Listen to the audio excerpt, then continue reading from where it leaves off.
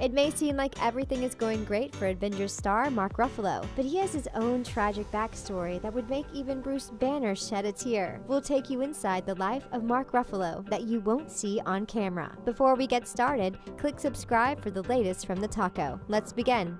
You might know Mark Ruffalo best from his work as the Marvel Comics character The Incredible Hulk. Starring in the Marvel superhero movie is kind of a big deal and tends to lead to a ton of roles and big paychecks. But for a long time, he struggled to get his career off the ground. He was born in Kenosha, Wisconsin, and grew up with two sisters, Tanya and Nicole, and a brother named Scott. School can be difficult for any kid, but Ruffalo had to deal with some conditions that made things even more challenging. He struggled with both undiagnosed dyslexia and attention deficit disorder as a child, and well into his early adulthood. Although his childhood was overall a happy one, Ruffalo struggled significantly in school. He claims that he never felt like he fit in anywhere, or with anyone. Things were difficult, and he felt like a freak because of his conditions. For a long time, people were quick to dismiss him as unintelligent or lazy because of the way that he struggled, which caused him no small amount of anxiety. He ended up barely graduating high school, and soon after things took a turn for the worse for his family. Soon, his parents ended up in dire financial straits, and his father left his mom and their 4 kids alone and trying desperately to get by. Ruffalo also had to deal with the loss of his childhood best friend, who took his own life. Despite his struggles, Ruffalo remained close with his brother Scott. The two moved to Los Angeles together and managed to scrape by. While Ruffalo worked as a bartender and took on small acting gigs, his brother Scott excelled in his career as a hairdresser. For years, Ruffalo lived in his shadow, claiming that Scott was the real star of the family. Ruffalo also became close with Chris Penn, the brother of well-known actor Sean Penn. In 2006, Chris was found in his apartment, the apparent victim of a drug overdose. Emotions were high, and at one point, Ruffalo got into an altercation with the paparazzi, although no charges ended up being filed against him.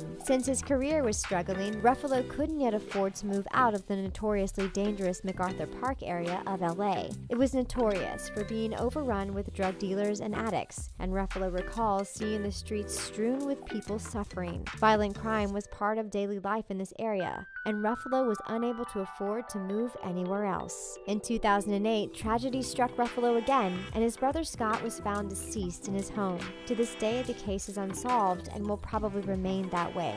3 years after, a key witness, Shaha Mashal, was also found deceased. She and her boyfriend, Brian Schofield, had both been considered persons of interest in the case. After losing some of his closest friends and his own brother, you would think that things couldn't get much worse for Ruffalo, but then he was accused of being a terrorist. No, really. You see, Ruffalo was a supporter of an anti-fracking documentary called Gasland. He helped promote the film and publicly discussed his concerns over natural gas drilling. A rumor started that this had caused him to end up on the terrorist watch list. At first, Ruffalo found the rumor amusing more than anything else, but soon realized that it was seriously damaging his reputation. He was forced to set the record straight and tried desperately to restore his image in the court of public opinion. Not only were things going wrong all around him, but trouble was brewing inside his own body. He was getting ready to start work on the M. Night Shyamalan movie Signs when he had an eerie dream. Ruffalo dreamt that he had a brain tumor,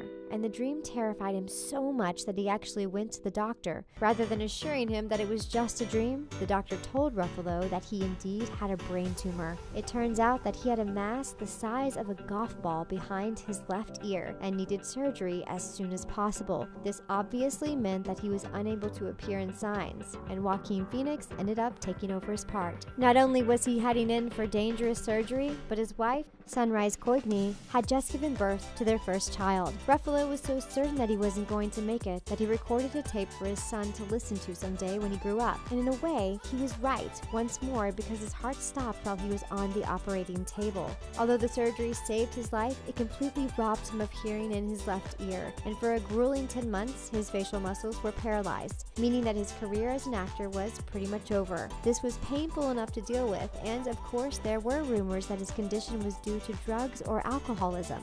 Being a new father, struggling with a barrage of health issues, and having the public think that you're struggling with addiction wouldn't normally be a recipe for success. But Ruffalo was determined not to give up, and in 2012, he ended up replacing Edward Norton as Hulk in The Avengers. And as you probably know, that franchise has been successful to say the least. Throughout his career, Mark Ruffalo has been an outspoken advocate for LGBTQ rights, but some fans believe he doesn't put his money where his mouth is. When he was executive producer of the film Anything, he cast a cisgender man, Matt Bomer, to play a transgender woman. There was a huge public outcry, and people claimed that Ruffalo was all talk when it came to equality. To his credit, Ruffalo responded to the backlash, claiming that he thought of Bomer for the role when they worked together on HBO's The Normal Heart. He claimed that he was glad for the dialogue and feedback from the trans community, and added that he was still learning.